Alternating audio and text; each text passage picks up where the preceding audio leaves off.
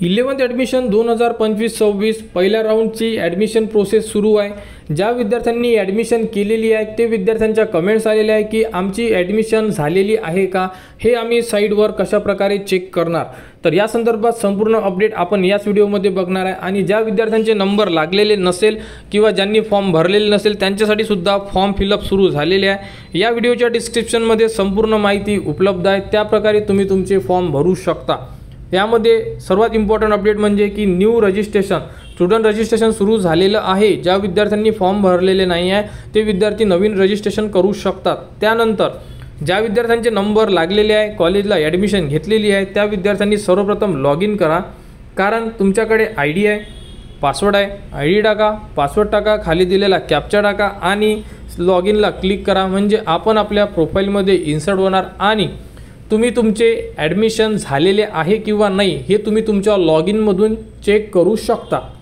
Log in केल्यानंतर तुमच्यासमोर संपूर्ण ऑप्शन या प्रकारे तुम्हाला दिसून पडेल। यामध्ये तुमचं ॲडमिशन झालेली आहे कारण कॅप राऊंड 1 मध्ये तुमचा नंबर लागलेला आहे। तर बघू शकता लॉग इन केल्यानंतर तुम्हाला सर्वप्रथम थोडे खालच्या साईडला आल्यानंतर तुम्हाला एक ऑप्शन भेटेल जे ॲप्लिकेशन फॉर्म आपल्याला सेल्फ व्हेरीफाईड होता आपला। त्यानंतर बघू शकता सर्वात इम्पॉर्टंट पार्ट म्हणजे admission status. Admission status admitted आलेलं आहे, म्हणजे या विद्यार्थ्यांनी ॲडमिशन जी प्रोसेस आहे ही कंप्लीट केलेली आहे आणि कॉलेजकडून त्यांची जी ॲडमिशन आहे ही सुद्धा कन्फर्म झालेली आहे।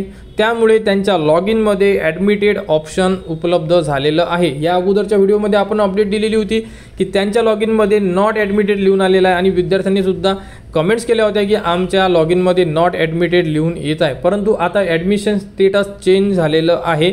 त्या प्रकारे तुम्ही लॉग इनमध्ये चेक करा की तुमच्या याच्यामध्ये सुद्धा ॲडमिटेड लिहून आलेलं असेल। समजा एखाद्या विद्यार्थ्याच्या लॉग इनमध्ये ॲडमिटेड लिहून आलं नाही तर घाबरण्याचं कारण नाही आहे, कारण ॲडमिशन प्रोसेस 7 तारखेपर्यंत आहे आणि 7 तारखेपर्यंत तुमच्या लॉग इनमध्ये सुद्धा ॲडमिटेड स्टेटस लिहून येणार।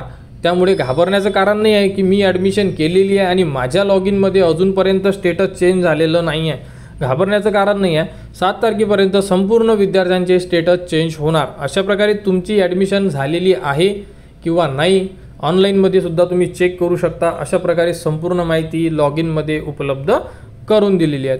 तर 11th ॲडमिशन 2025-26 बद्दल जी ही पुढील अपडेट येईल ती तुम्हाला आपल्या चॅनलवर देण्यात येणार। त्यासाठी आपल्या चॅनलच्या कनेक्टमध्ये राहा, चॅनलला सबस्क्राईब करा व हा व्हिडिओ इतरांपर्यंत शेअर करा।